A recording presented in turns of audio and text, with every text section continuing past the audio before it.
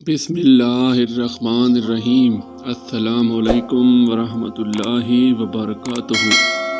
ہمارے شہر کا ایک شخص جب فوت ہوا تو اسے غسل دینے والے عالم نے دیکھا کہ اس کا دایاں کندھا ایسے تھا جیسے کسی نورانی شکل والے بزرگ کا چہرہ۔ قبر میں اتارتے وقت بھی عالم صاحب نے محسوس کیا کہ اس کے دائیں کندھے میں سے روشنی پھوٹ رہی تھی۔ دفن کے بعد امام صاحب اس مردے کے گھر گئے اور گھر والوں کو ساری کیفیت بتا کر وجہ پوچھی تو ماں نے واقعہ سنایا۔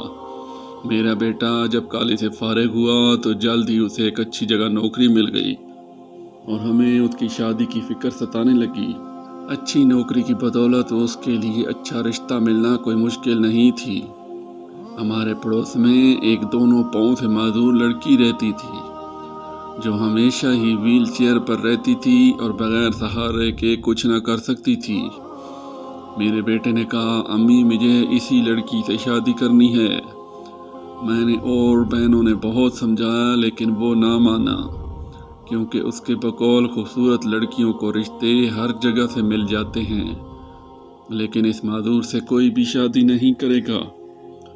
آخرکار ہمیں اپنے بیٹے کی بات ماننی پڑی اور اس کی شادی اس معذور لڑکی سے کر دی۔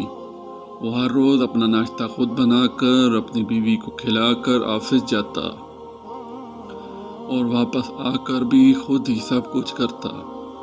اپنی بیوی کو باتھ روم وغیرہ لے کر جانے کے لیے وہ اسے اپنے دائیں کندھے کا سہارا دیتا تھا اور اسی لیے اس کا دایاں کندھا چمک رہا تھا، کیونکہ اس نے اپنی زندگی کی آسائشیں اپنی معذور بیوی کے نام کر دی تھیں۔